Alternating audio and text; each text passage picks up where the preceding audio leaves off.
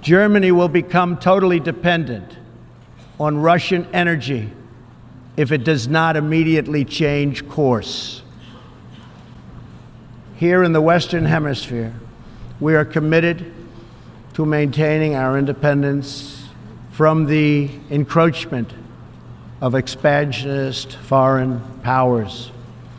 It has been the formal policy of our country since President Monroe that we reject the interference of foreign nations in this hemisphere and in our own affairs.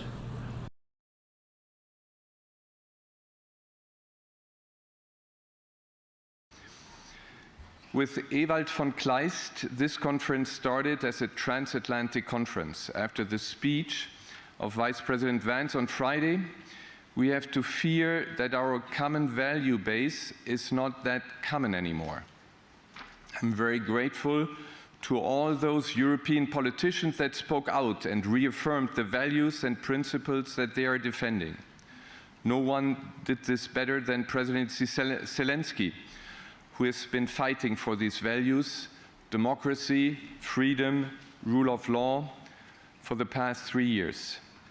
The message from Munich is clear. Europe is not nice to have, Europe is a must-have.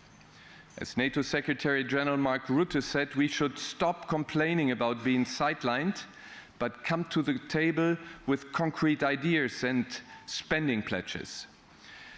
Ladies and gentlemen, this is the only way to actually get a seat at the negotiating table. I'm also glad that we heard some concrete ideas, including by Commission President von der Leyen, who proposed an exemption from the EU's fiscal rules for defense spending.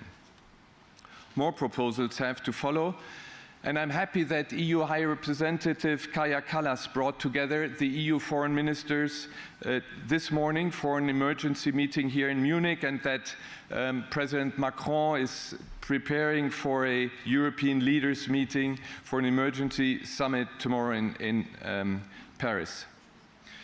We Europeans need a plan for peace on our continent.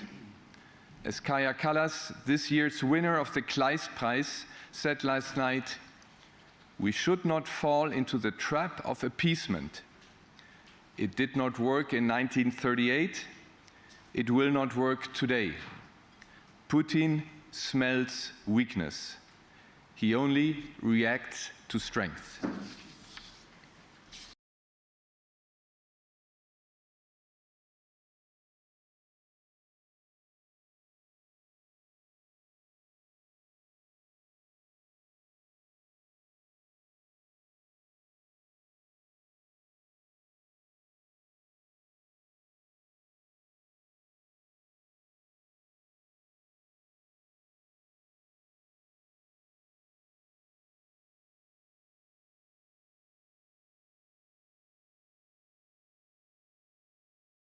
Question about European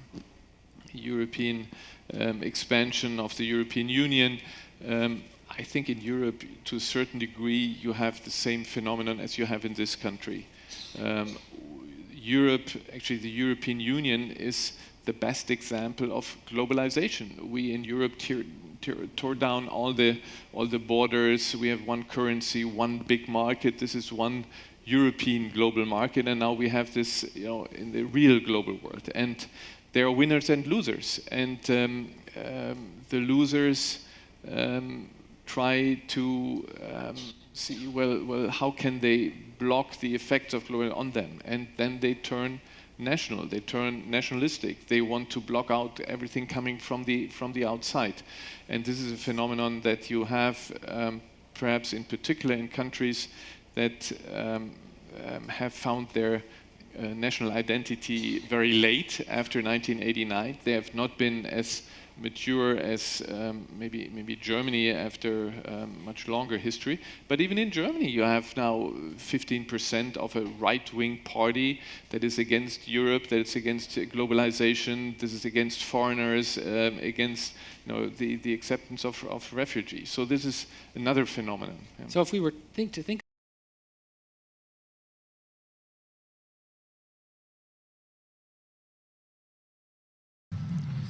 No voter on this continent went to the ballot box to open the floodgates to millions of unvetted immigrants. But you know what they did vote for? In England, they voted for Brexit, and agree or disagree, they voted for it. And more all over Europe, they're voting for political leaders who promise to put an end to out-of-control migration. Now, I happen to agree with a lot of these concerns, but you don't have to agree with me. I just think that people care about their homes, they care about their dreams, they care about their safety and their capacity to provide for themselves and their children. And they're smart. I think this is one of the most important things I've learned in my brief time in politics.